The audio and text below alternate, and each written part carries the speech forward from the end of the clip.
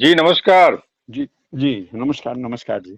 हुँ, तो ये आजकल क्या लिख पढ़ रहे हैं? देखिए मेरा जो 90% समय है ना, वो तो समयांतर उसमें ही लग जाता है, क्योंकि इतना सारे जितने संसाधन होने चाहिए थे वो हमारे पास है नहीं।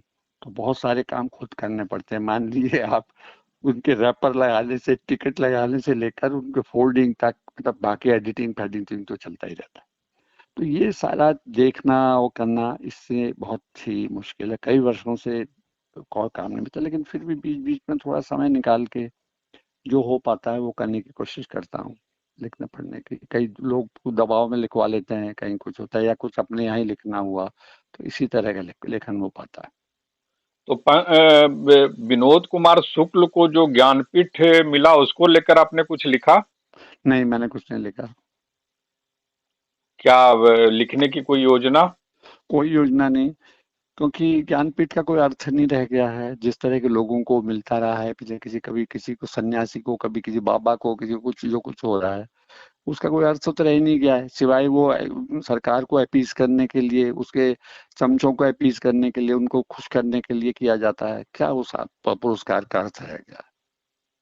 तो इसलिए तो मुझे नहीं लगता कि विनोद हम चाहते विनोद कुमार शुक्ल तो एक रचनाकार के रूप में तो अच्छे ही रचनाकार हैं। और रचनाकार के रूप में वो रहे। हमने उनकी रचनात्मकता को चैलेंज नहीं करना है, पर उसके उन पुरस्कारों का कोई मतलब नहीं है जिस पर हम बात नहीं करना चाहते। क्या आपने वो उनकी रचना देखी या आपने अध्ययन किया या कहीं पाठक के तौर पर भी कभी हाँ, पाठक रहे? पाठक। अरे आप इतने लंबे समय तक जो साहित्य में रहेगा वो कैसे कहीं बच सकता है विनोद कुमार शुक्ल से? जब तक एक तो अच्छे कवि वो हैं ही हैं, उसके अलावा आप जानते हैं पूरा स्कूल है जो उनको सपोर्ट करता है, वो चाहता है, और वो पावरफुल लोग बच ही नहीं सकते उनके लिखने से और उनकी पर बातों चर्चा होने से। कभी बच सके? आप आपका इशारा अशोक वाजपेयी की तरफ है? आपका मेरा इशारा अशोक वाजपेयी की तरफ नहीं है, पूरे स्कूल की तरफ है। मैं मध्य प्रदेश के जो राइटिस्ट हैं उनका, वो उसके वो हैं रहनुमा सर, तो उसमें क्या प्रॉब्लम है? आप चाहे जो नाम। राइटिस्ट हाँ, हाँ। राइटिस्ट हाँ, हाँ, राइटिस्ट और क्या। कलावादी लोग कह लो, राइटिस्ट ना भी कहो, राइटिस्ट भी हैं वो, कलावादी भी हैं, कलावादी हैं मोस्टली। तो क्या उनकी परंपरा निर्मल वर्मा से आती है?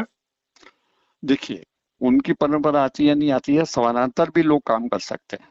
एक ही विचारधारा के लोग रचनात्मक तौर पर जब काम करते हैं तो वो इंडिपेंडेंट काम करते हैं, अगर अच्छे लेखक होते हैं तो। और अच्छे राष्ट्र क्या कहा जाए, कृतिकार होते हैं तो उनको कोई वो नहीं होता, सब एक सा करेंगे, लेकिन विचारधारा होती है तो अलग अलग तरीके से वो रिफ्लेक्ट होती है उनकी रचनाओं में। नहीं, इसका मतलब है कि आप अपने आप को या और भी लोग समझते हैं आपको सरोकारवादी और विनोद कुमार शुक्ल को कलावादी? वो लोग क्या समझते हैं मैं नहीं कहता हूँ, मैं अपने बारे में भी नहीं कह रहा हूँ। मेरा काम बताएगा, मैं उनके बारे में कहा है वो मैंने कह चुका। क्या वो कलावादी ही हैं, सिर्फ और सिर्फ कलावादी? देखिए, आप जो भाषा का इस्तेमाल करते हैं, जिन संदर्भों का इस्तेमाल करते हैं, जिस जिंदगी का इस्तेमाल करते हैं, वो तो आपके सामने है ना। 19-20 से वो तो आएगी आएगी या नहीं आएगी, चाहे कितने भी कलावाज हो। उसके बाद चीजें होती हैं कलावाद की, या उसको परिवर्तन करने की। तो वो सब कुछ है, वो जिस संदर्भ में मैं कह रहा हूँ। क्या नौकर की कमीज आपको अच्छी नहीं लगी उपन्यास?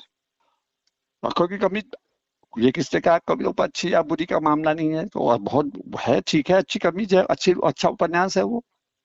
पर उससे उनकी पूरी विचारधारा का तो वो नहीं है ना। कई उपन्यासों के साथ ऐसा है, अब जैसे टॉल्स्टॉय है, अपने सब कुछ के बावजूद तो वो तो यथास्थितिवादी लेखक है ही है, पर फिर भी चूंकि उनका रचना में इतना बड़ा हुआ है कि वो उसको ट्रांसेंड कर जाते हैं, उनकी जो सीमाएं हैं।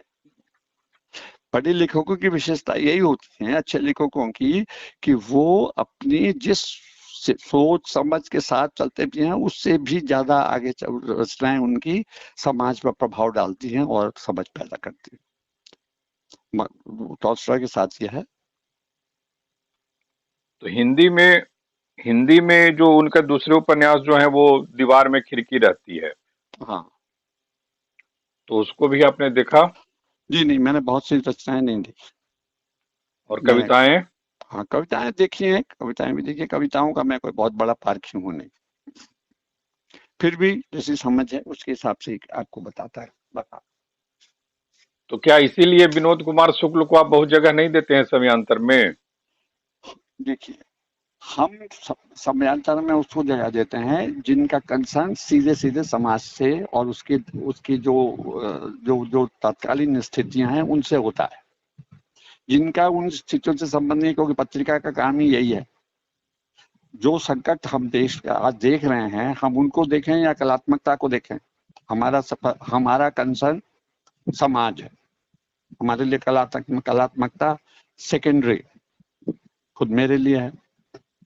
इसलिए मैंने साहित्य तक ज्यादा करने की जगह ये करना चुना। ये एक तरह सरोकार से, को आगे रखना। हाँ जी, सरोकार को कमिट, हाँ जी, हाँ अपने सरोकार को, आप जो अच्छा है सरोकार जो आप मानते हैं कि आप इस समाज के लिए कर सकते हैं बेहतर तरीके से, या जो जरूरी है करना और बाकी चीज छोड़ना जरूर है, वो उसके लिए छोड़ी जा सकती है या छोड़ देनी चाहिए, हम वो मानते हैं।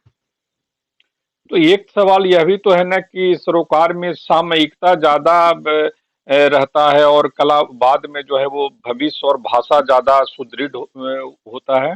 देखिए, जहां वर्तमान ही ठीक नहीं होगा वो भविष्य कैसे ठीक हो जाएगा? आपको जब वर्तमान में जो चिंतन है, जो मनन है, जो सरोकार हैं, वो सही दिशा में नहीं जा रहे होंगे तो भविष्य कैसे हो जाएगा? आज देश में बीजेपी का राज है, तो आज के जो जो चीजें चल रही हैं इनसे क्या आपको लगता है कि भविष्य सुधर जाएगा? तो वो ठीक होगा?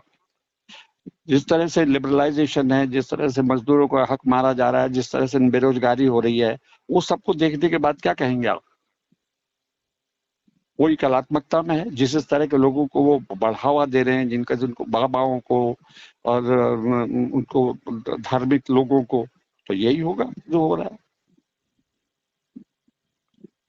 इसका मतलब है कि इसकी शुरुआत कहाँ से आप मानते हैं हिंदी में, मैंने आप अपनी नजर से अगर इसको देखें तो? देखिए, हिंदी आप इसकी शुरुआत आप तो ऐसी बात कर रहे हैं जैसे कि आप विदेशी हो। देखिए, इसकी शुरुआत हमारी जड़ों में है, हमारी संस्कृति में है। आदमी आदमी से भेद करना हमारी संस्कृति का काम है, उसका आधार है ये, उस सभ्यता का। वो चली आ रही है। ये देश बदला, बदले के बाद लोगों ने कोशिश करी। उस जमाने में कांग्रेस तक में कुछ प्रोग्रेसिव तत्व थे, वो लगातार कोशिश कर रहे थे। अब इवन गांधी जो है सब कुछ के बावजूद वो समानता की बात कर रहा था, बेहतर उसके लिए बात। ये और बाकी इतना पूरा कम्युनिस्ट मूवमेंट, पूरा नक्सलाइट आंदोलन पूरा, उसके अलावा जो वहां हुए, बस जितने सारे आंदोलन होते रहे हैं वो सब कोशिश यही होती रही कि वे एक ऐसा समाज बने जिसमें समानता हो।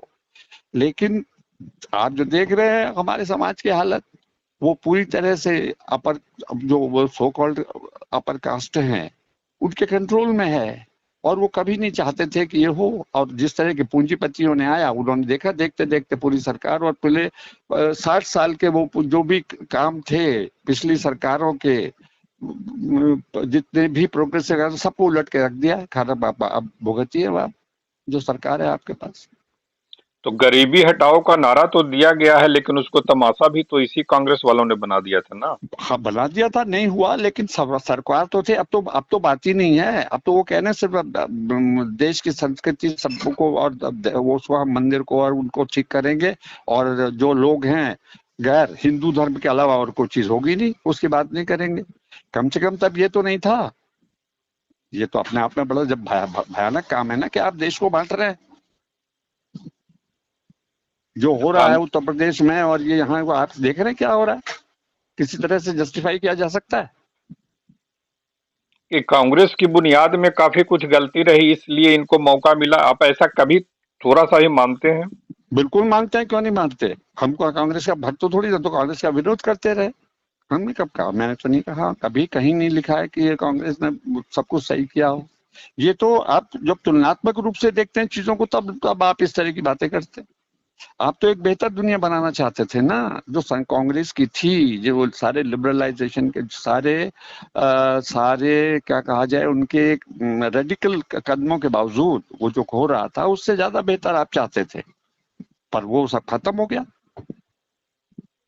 तो कांग्रेस का लेफ्टिस्ट का कांग्रेसकरण भी तो हुआ। इसका बंगाल में आपने देखा ही, 34 साल शासन रहने के बाद भी जिस तरह से जो हालात हैं, हाँ, तो लेफ्टिस्ट का कांग्रेसकरण हुआ, इसको भी तो मानते होंगे ना। देखिए मानते होंगे, वो है जो हुआ वो तो सब कुछ है। जहाँ जो हो रहा है उसको तो क्रिटिकली देखना ही चाहिए ना। उसको उसमें जो गलत है उसको बताना चाहिए गलत है। अगर हम जब तक ये नहीं देखेंगे तब तक हम कुछ बदलाव कर ही नहीं सकते। अंदर से क्या करेंगे, तो है ही कि आपने देखा सब लोग उसको क्रिटिसाइज कर रहे हैं, आज भी कर ही रहे हैं। तो इसका मतलब है कि विनोद कुमार शुक्ल अगर उधर चले गए, राइटिस्ट हो गए, तो क्या अशोक वाजपेयी का भी रुझान आप उधर ही देख रहे हैं क्या? ऐसा नहीं है। दो स्थितियां हैं, राइटिस्ट होना और क्या कहा जाए, लिबरल होना। राइटिस्टों के साथ लिबरल, राइटिस्ट एक मामले में लिबरल भी होते जा रहे हैं, थोड़े हुए हैं, ऐसा नहीं है नहीं है वो। तो वो जिस चीजों को देखते हैं, लेकिन ओवरऑल जो पूरी उनकी दृष्टि है वो संकीर्ण है। लेकिन इसके बावजूद वो किसी तरह से धार्मिक लोगों जैसे जड़ नहीं है, ये फर्क है। तो बातचीत के लिए आपका आभार। नमस्कार। धन्यवाद, नमस्कार। नमस्कार।